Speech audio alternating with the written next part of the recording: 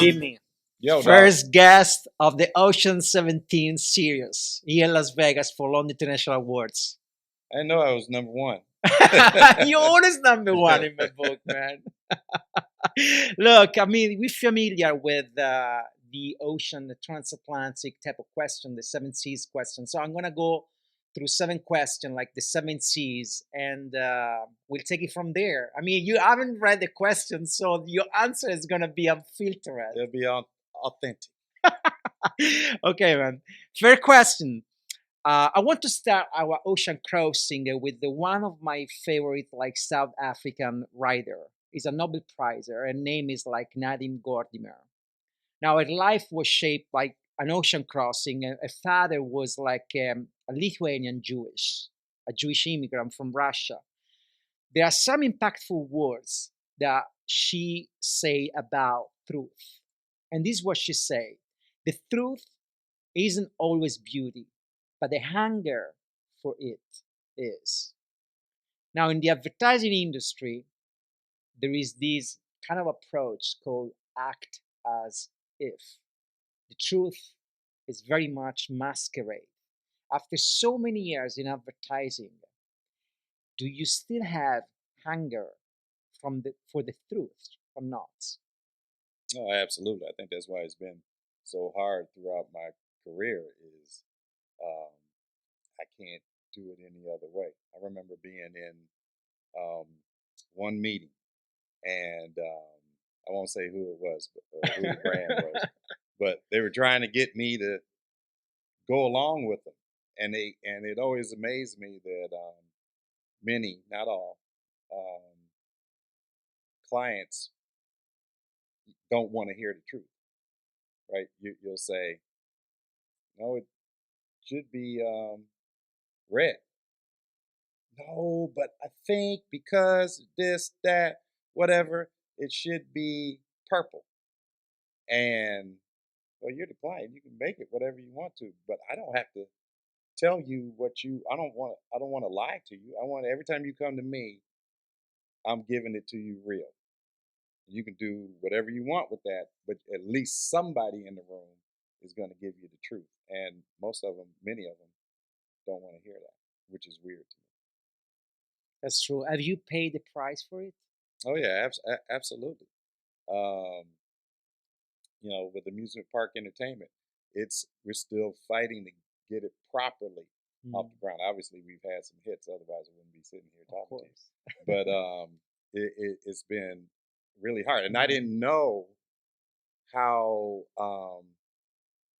untruthful. Many, not all. Again, they're not all. Many clients wanted you to be. Yeah, I didn't realize that. I was still with a child's heart. You do seem to be a guy that holds the truth and very authentic. I mean, like for a personal experience, like we met at Chai Day Los Angeles, like I think in 2009. I did a couple of like projects for you, but I remember some of your speeches where we were like standing like in the basketball court, and you were like talking and presenting some of the work. Like we all felt that it was very authentic. So that was interesting. I remember particularly like I'm gonna go like straight and politically correct, but I remember at one point you were talking and describing about how when you have a great idea, everybody wanna jump on the wagon, but you use the expression everybody start peeing around it, and I thought it was amazing because it's truly what they do, like to mark the territory, everybody start peeing around this idea. But this visual metaphor stuck with me for so many years, so it's one of the things that I remember the most. It's crazy. Anyway, man. Second question: 1992, a cargo ship container tumbled in the North Pacific Ocean, and it dumped 28,000 rubber ducks at the toy. So you have like 28,000 rubber ducks floating in the ocean. Now, there was a journalist, his name was Donovan, that wanted to see if these ducks moved anywhere. As a matter of fact, they did. Some of these toys, rubber toys, pushed by the currents. They end up in Antarctica, which is They end up where? crazy. They they end up like in the northern part of the hemisphere in Okay. Antarctica, which is crazy. Now, this made me think about the ripple effect, right? Like, you launch amusement park entertainment in 2011. Hmm. Your 12-year run has been nothing but remarkable. You did some great stuff. But what kind of responsibility do you have in your hands as the founder of amusement park? And also, what kind of ripple effect that responsibility come with? Well, I just talked to one of my mentors a few weeks back, Tom Burrell from Burrell Communications, one of the Yes. first black advertising agencies. And hearing the stories that he was telling me and how he felt when that was going down, and I had no idea. When that was my first gig, and I had no idea what he and Burrell were going through, and over there fighting a good fight and whatnot. And when I was talking to him, I was like, I gotta keep this going. I have to, I have to figure out some way to carry on the legacy of Tom Burrell, Frank Mingo, Joe Muse, another one of my mentors. Because I had no idea what they were, how I thought some part of this was unique of what amusement park entertainment was going through, and it's not. And if it were not for Burrell, I wouldn't be in advertising because I Hmm. couldn't get anybody else to hire me, and many of the black folks who worked there, it was the same type of deal. So if the Lord is willing, we'll keep this going so that you know blacks can have a place to go and be who they are. Not just black folks, anybody, black, Latino, Asian, white. When your first question was about the truth, where you can come to a place and be truthful and honest with who you are and your creativity, and it be respected. So that legacy come with ripple effect. Yes, That's very interesting because I think like normally when you think of I'm a duck. you from duck, you're from a duck. from You're a from. rubber duck that Yep, come I'm a like rubber that go duck. dump into the ocean Yep. and then can push by the currents. I gotta create some more ducks. Ah, that's a beautiful metaphor, man. Thanks. That's one of the best riff for my question. Water is life. A life on earth is linked to water. There wouldn't be any life without water. And one could say that our civilization are built on like water. I mean, like one of the greatest civilization, the Egyptian civilization, was built on two rivers, right? Mm. So water is everything. What would be the equivalent of water in your company? What's that thing that if you remove or without, your company wouldn't exist? That's the easiest question you've asked. Creativity. Creativity. I mean, uh, you've asked some dope questions and you come at it with some unique perspectives and whatnot. But still, at the end of the day, if you boil it all down, It's just it's about creativity. it's about creative. And if we don't have that, Hmm. there's no point in being here. When you look around, And I know a lot of people say that, but exactly, that's it, what I want to get. A it's lot of the people say that, but it's do they back it up? no, and it's it's like this. It's like the Bill Russells, the Kobe Bryants, the Michael Jordans, so on and so forth. Kareem's, LeBron's, we can go on and on. Cats will say, I burn to win, or I want to be the best. Nothing, it doesn't mean anything if we don't have championships, right? Right. People will say that. The vast majority will say that. Hell, I said it when I used to hoop um, back in the day. But if I really meant it, my actions would have backed that up, right? And so that's why I learned from my time playing hooping is like I must have didn't really mean it. So when I do this advertising thing and I'm reading the books on Bill Bernbach and David Ogilvy and Tom, hearing Tom and all that kind of stuff, It's the difference between meaning it and executing it. Because like I tell you, that difference is huge. Yeah. Because I found myself, even when I look back and I look like at the person I was when I entered the industry. So I'm talking about like ages ago, 1998. Very naive, like always thought that's like no matter what happened, creativity is gonna be the central part, the centerpiece.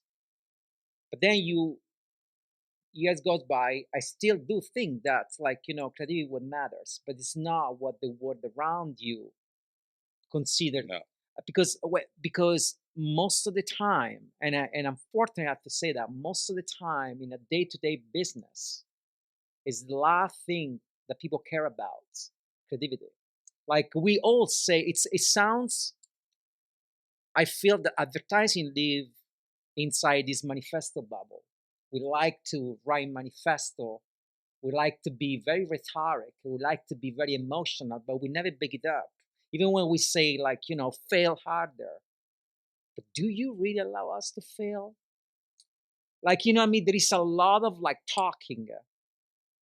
There is little action. So when it comes to creativity, it seems an easy question with an easy answer. Of course, it's creativity.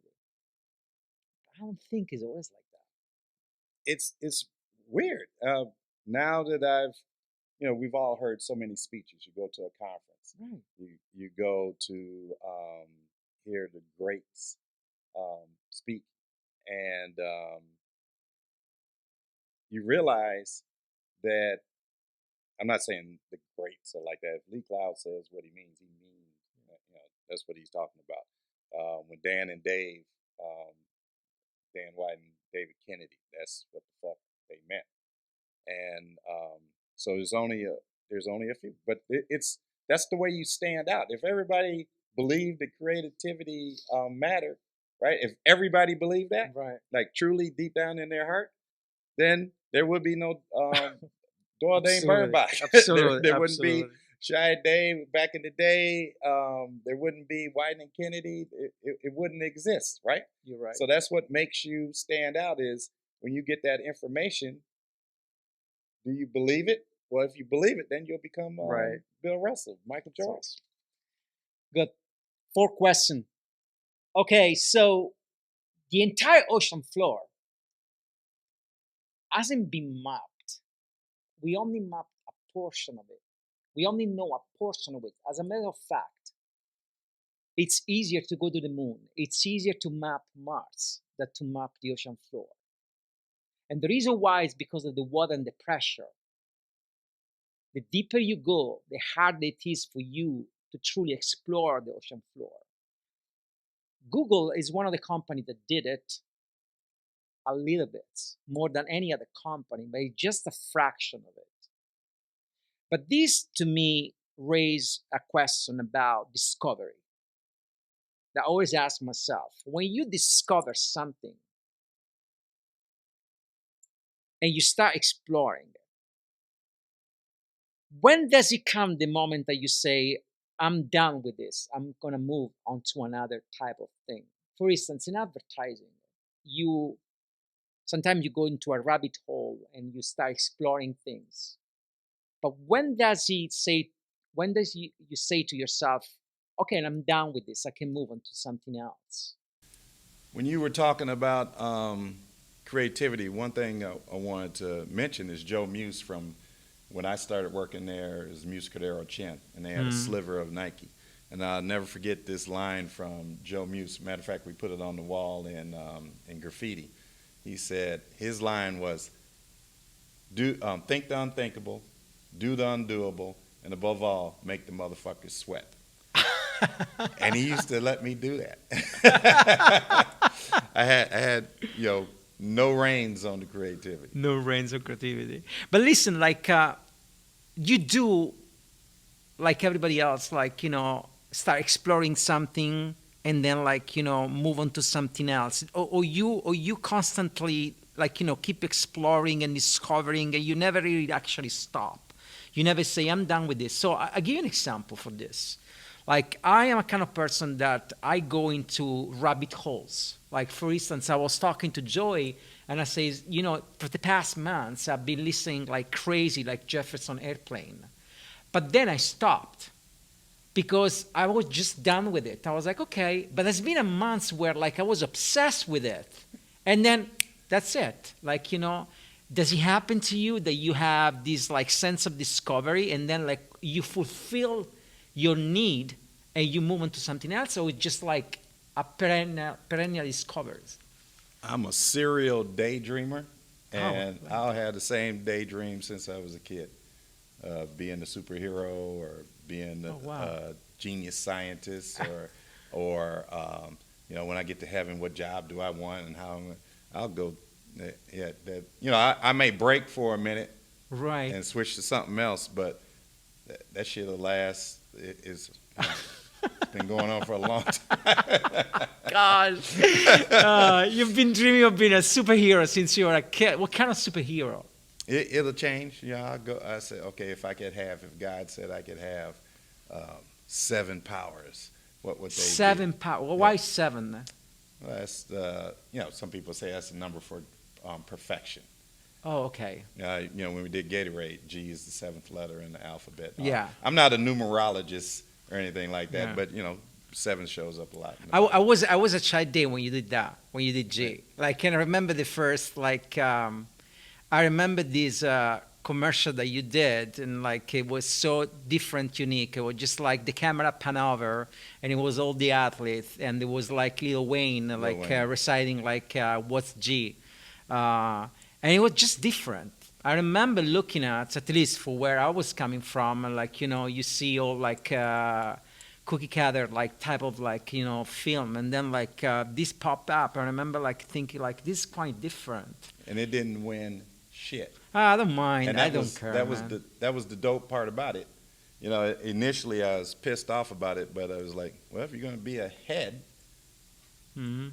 you're going to do stuff that people aren't going to get. And It's they're gonna- interesting until because I later. remember.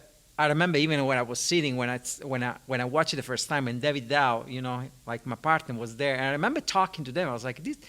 This shit is kind of like cool, right? And I just came to America. It was 2009, and so for me, I was like still very much Europe was everywhere around me. So like we didn't see that shit in Europe. So I was like, for me, even only the voiceover was like its voice was so particular. Like I was like, oh, that's cool. Even That's the really music cool. was in the piano was in the key of G. Yeah, yeah, yeah. Oh man. Oh, I didn't know that. Yeah, Oh wow, that's that's for interesting. musicians who would watch it. They could even. I always like to do stuff that has another layer. Layer, So you another don't layer. just see it and you're done. Okay, I saw that. I get it. I don't have to see it anymore. I want you to figure out what's going on. That's interesting. It's good for the client, I think. Okay, on November 1970, the prisoner Nelson Mandela entered a cell on Rhode Island, a flat, oval-shaped island situated on north of Cape Town. Mandela's cell was tiny, like a fist, and was bare, like knuckles. From his cell, he could look at the sea, just a portion of the sea. And that gave him like an unstoppable force. He wrote in a 1975 letter to his wife, "The cell gives you the opportunity to look daily into your entire conduct, to overcome the bad and develop whatever good is in you." Now I want to ask you something. Was there ever a physical place in your life that shaped who you are today? It could be a city, a village, it could be an office, a room, a closet, it doesn't matter. But is there a physical place that shaped who you are today? Growing up in Norton Shores, Michigan, which is right outside of Muskegon, Michigan. I began in an all black neighborhood until I was like 4 or 5, and then we moved into an all white neighborhood. We were following Dr. King, and NAACP was super strong at that time, and growing up with them white folks. That was a physical place. That was a physical place. The whiteness was physical. It was hell for a good chunk of time. I'd be called the N word. Oh, really? There weren't too many days of walking from my house to Campbell grade school was it'd be adults just driving by and they go, "Hey, N-word." And then once you got to school, dealing with that and getting into fights over it, um, yeah, it was interesting.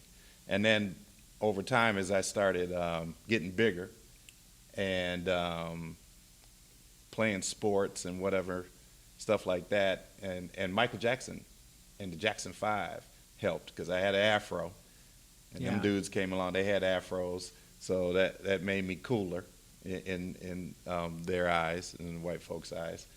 And once we got over that, I got to see and learn how they, a different culture. It was like me going from Mars to Saturn or something like that. So it was totally different culture.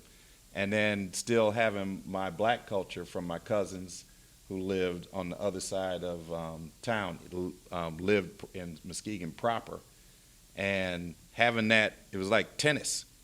I'd be in 1 minute, I'm getting introduced to Parliament Funkadelic and the Right. Jackson Five, and the next minute somebody's introducing me to Aerosmith and all that kind of stuff, right?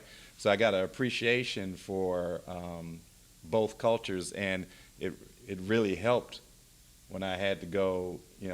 A lot of folks, black folks, might I would hook up some black folks and get them into Wyden and Kennedy, for Hmm. instance, and it was weird. It was too weird for them as adults to have just a bunch of white folks around and pitching these ideas that they wouldn't understand maybe and whatnot, and it not just Wyden, any of the, not picking on Wyden because I love Wyden, but what helped me was I knew how to Right. deal with white folks, and I still kept my culture as a black man. In that physical place, did you, during those days, I assume you developed like raw feelings, like, maybe anger was one of them for being picked up, or I've never you never ever. had anger. Oh, no, no. Yeah, sure. Somebody called me a nigger. I'm beating the shit Of out of them. course. Yeah, Have you, but after that, I didn't. right. Still to this day, I don't. But have you, when I say like a place, a shape the way you are, have you used some of those emotional, have you brought some of those emotions from that time into like even your work? I did, for instance, like, I remember like when I first came to the United States because of the language barrier, I had a lot of frustration. And when I look back at even my work, uh, the idea I will come up with very aggressive because I think he had a lot of frustration inside. And like, if I compare to the idea, I come up like nowadays where like my life is settled, like, I have 2 kids, a wife, like, and there is less aggressiveness and there is more stability, even in the way I come up with the idea. I do feel like because we are emotion, we are made of emotion. So somehow they bleed over or they spill over on the like, and I've used some of those emotions in my creativity. Have you? Not the emotion of anger. I use the emotion of oh, I'll show you. You think I'm stupid? Is You, it pride? you think it's like, okay. So all that's done is made me who I am today, and very, very good at what I do. That, push of, oh, you can't do this. You aren't that good. I had one ad guy early in my career say I wasn't that good of a writer, and it's like, oh, okay. So, and that comes from sports too. You get that in sports, Right. and so that's what I've used. That's interesting. Look, this question. I don't think I would be that good if not for that. I mean, it came from a bad place in that, the racism part of it, saying, having somebody saying, thinking you can't do something because of the color of your I skin. feel I feel like a lot of things need to come from that place because that's the only way you grow. Like, I always make there has to be a tear, there has to be a break, Like even like when you look at the anatomy of like our muscles, so our muscle grow when you break them, and the way Yeah, that's a good point. they recompose is because like they start growing. That's like when you go to the gym and you try to like Yeah. grow your muscle, it's literally If you you don't lift tear weights, it. you won't get stronger. You Right, don't do right. push-ups, So you if you don't. don't break, you don't grow. So I think a lot of like growing or like internal growing or like it comes from a place of like broken things, like that they are inside us. Yeah, Well, what's the saying? Whatever doesn't break you, make you make you stronger. stronger. Yeah, Yeah. doesn't kill you, makes you stronger. Yeah. Okay, look, on July 30, 2016, this date may say something to you. What's the date? July 30, 2016, amusement park entertainment, Mondelez, Stride Gum, Fox, and YouTube brought to the international stage Heaven Sent. In these epic live events, skydiver Luke Alkins jumped from 25,000 feet with no parachutes, no wingsuits, nothing but the clothes on his back. When I watched that work that you guys did, what reminds me was the scene in Point Break, the movie. I don't know if you remember the scene. Patrick Swayze jumped off of a plane with a parachute. He's like rob a bank. And Kenny Reeves, in a frustration act, he jumped after him with no fucking parachute. And he tried to swim in the air and just land on him. It's an amazing scene, of course. Like, I think like Mythbuster, there was like some sort of TV show recreate the scene. Um, anyway, when you think of that experience that you guys did, that was pretty miraculous. I mean, it was like kind of like shocking to me. What's the first thing that came to mind? The first word that came to mind when you think about that work that you guys did? Nothing's impossible. It's not, not just one word, but the whole thing. My rationale for doing it is to demonstrate anything I try and do. I try and slip a little message from the Almighty in there. Right. What was the message little in that cave? Yahshua Messiah stuff in there. The message is you can do anything. All of these barriers, it goes back to creativity. Right. All of these barriers, oh, you can't do that. Oh, no, you can't. I'm not going to say the brand, but one of the biggest tech brands in the world. We presented something, and they say, yeah, you can't do that. That's impossible. And I'm looking at them, and I'm going, dude, you work for this mighty tech brand, and you're saying what's possible and impossible? Oh, man, that's bad. Gosh.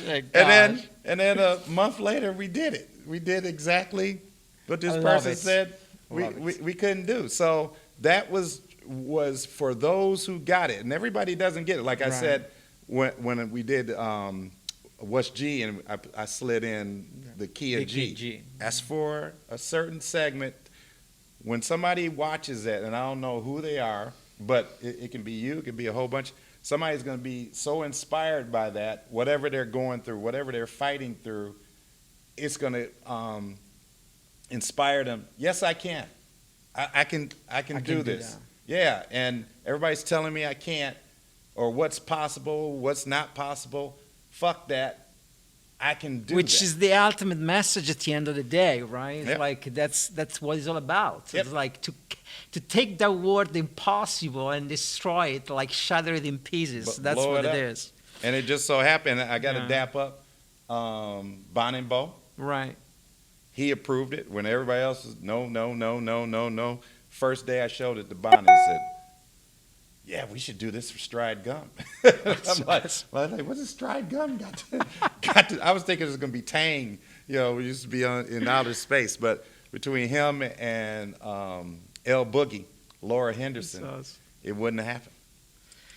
Okay, look, last question. You have been like part of the Leah family for a long time. And you are here today as a president for like the brand content entertainment category. Now, when you think about entertainment, you think about whatever entertain you. So I'm not gonna go for the natural question here. I'm gonna go for the opposite. I want to know what bore you. Anything you watch that you get up and go pee, or you get up and go make a sandwich, you are wasting your money. And it blows my mind that more brands don't understand that. I'll never forget um, Lee Cloud and Massimo. Massimo was one of the heads of Pepsi and on Yeah. Gatorade. And you remember Massimo. Yes. And Massimo's dope. He's gone on and got a hotel in Italy and all that kind of stuff. But I never forget, Lee was sitting next to him. I was sitting next to, Massimo was in the middle. I was on one side, Lee's on the other side. And Lee leaned over because Massimo, and again, I got nothing but love for Massimo. He let us do G. So this is not a knock on him, but it's a, when you say what bores you, Massimo wanted to do something with the Gatorade and to highlight the electrolytes and whatnot. And Lee leaned over and said, "No one gives a shit about your fucking sugar water."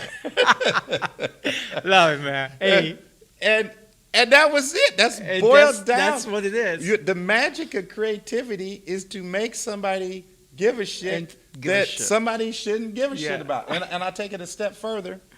When any of the greats, whether it's LeBron, Kobe, MJ, Kareem, any of those guys, Dr. J, at the end of the day, basketball is stupid.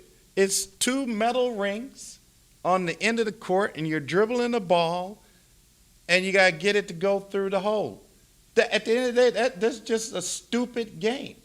It's not till somebody puts art into it It's the way they do it. and makes you give a shit about this. Same thing with course. football. Every any game, sport. every game out there is like so freaking simple. But it's the way you do it. It's how It's you how you do, do it. it. So if you got this product and you sit up there, I want to zero in on the electrolytes. It's like explaining the game of basketball. It's nobody. Yeah. You're gonna make it so that nobody gives a shit about it. Man. So there you go.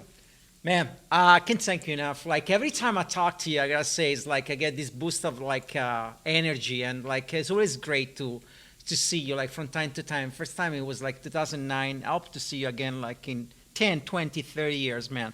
Thank you so much. Well, I gotta tell you this too. Your questions they aren't your basic average Huckleberry Hound questions. They're well you. thought out, and they Thank make you think. So Thank you, appreciate man. you. Thank you. Thank you so much.